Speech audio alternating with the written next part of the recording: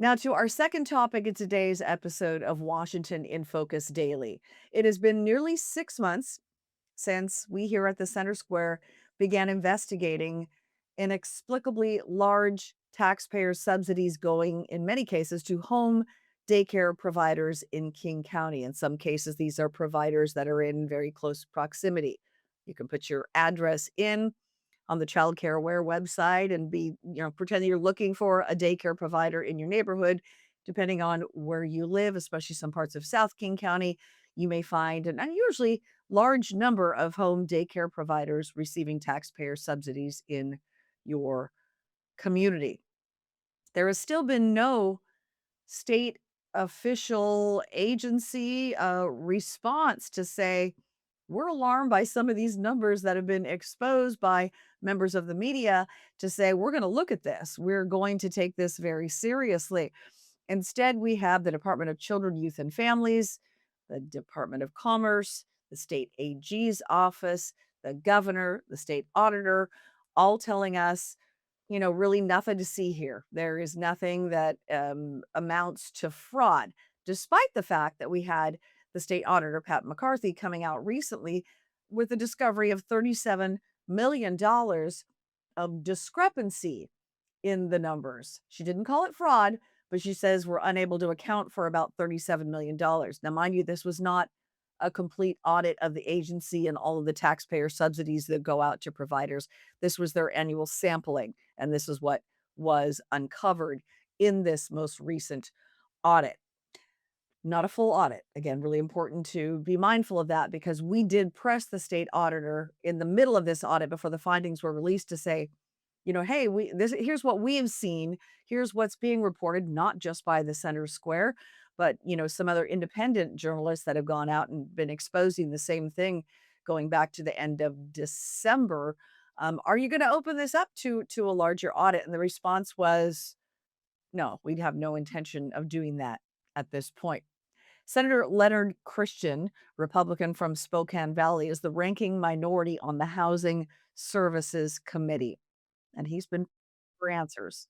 When the auditor says, "Hey, there's a loss of 37 million that we think were overpayments, or where there's not necessarily fraud," but then they didn't look for fraud, and that's a real issue. And then yet we in Human Services Committee are not even looking to see if there is an issue there. Again, this is very concerning to the state and to the people of our state. This is not my money; it's the citizens.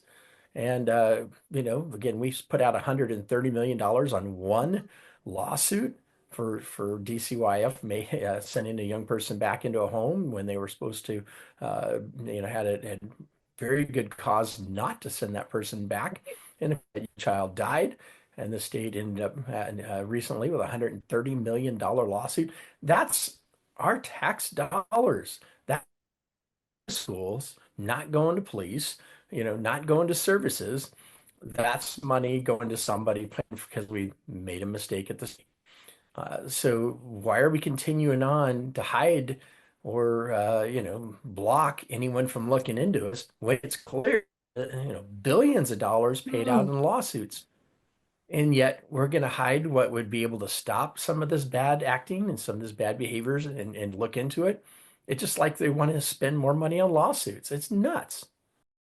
So, just under a month ago, Governor Bob Ferguson, along with the State Department of Commerce and the Department of Children, Youth, and Families, announced the awards of more than $56 million in grants to 74 different early learning providers across the state.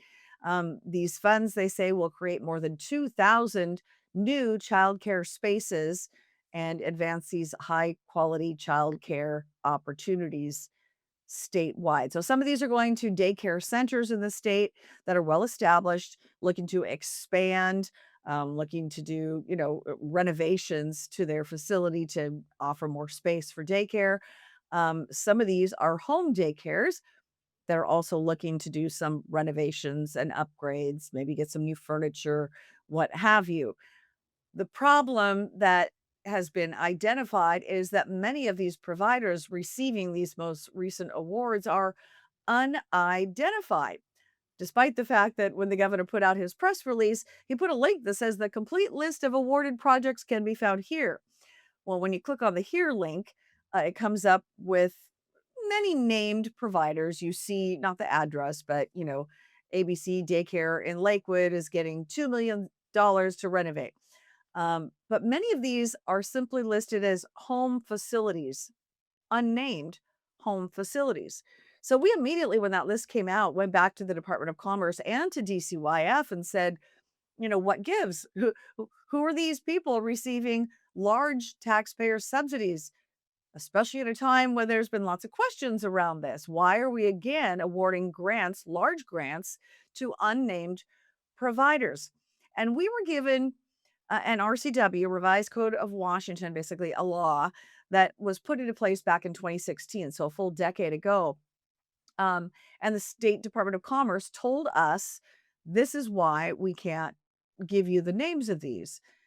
The problem is this RCW that was cited, put into place nearly 10 years ago, was put into place to protect the elderly from basically identity theft and fraud. That was the motivation for that law being passed at the time, such that those people's identities wouldn't be put out there publicly. We don't want their names, their home addresses, their phone numbers, the social security numbers being listed anywhere publicly because they could be and were in many cases being taken advantage of by those who would prey on their identities. That was the motivation for this law.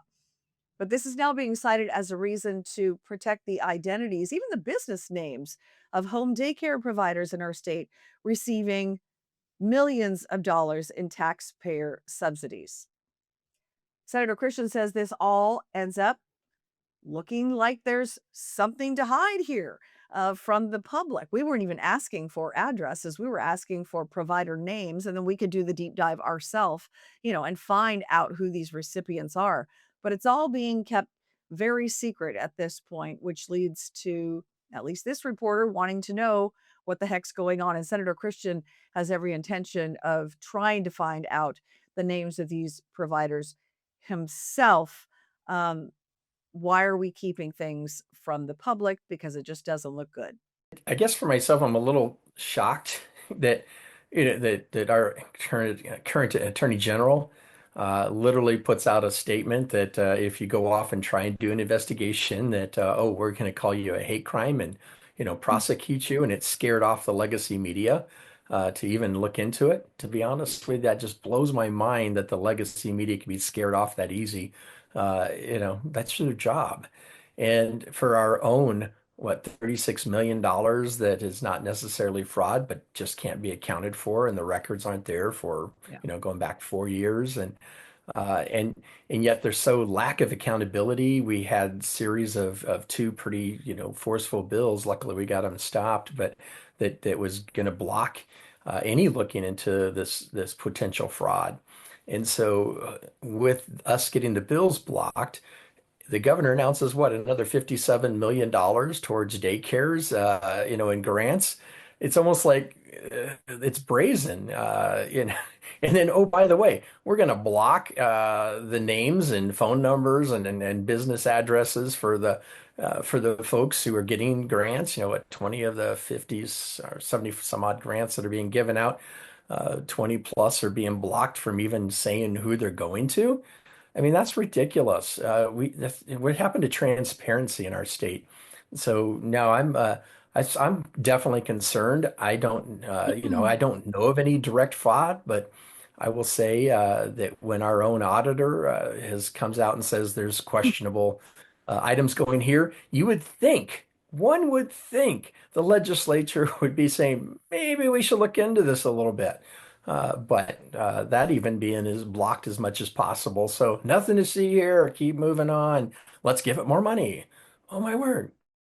Now, this morning, I reached back out to the Washington Department of Commerce to inquire about them citing this RCW for keeping these provider names private. I asked, specifically what I just spelled out to you in this podcast. This was not created to, protect the business names of people receiving large taxpayer subsidies.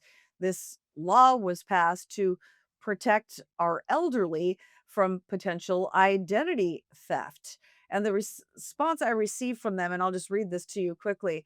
It says Commerce relies on the state attorney general's office for interpretation of such laws. The best way to proceed to get this information is to submit a public records request to ensure the information is handled appropriately. So, in other words, this wasn't our idea to rely on this RCW. It was the AG's office idea to rely on this. So, we will, in fact, submit that public records request and provide any follow up that we receive. So that is it for today's episode of Washington in Focus Daily for this May the 11th. Beautiful sunshine out. Hope you get a chance to get outside and enjoy some of that. As always, thank you so much for watching. Check out our Center Square Washington page for more stories like this, and I hope to see you tomorrow.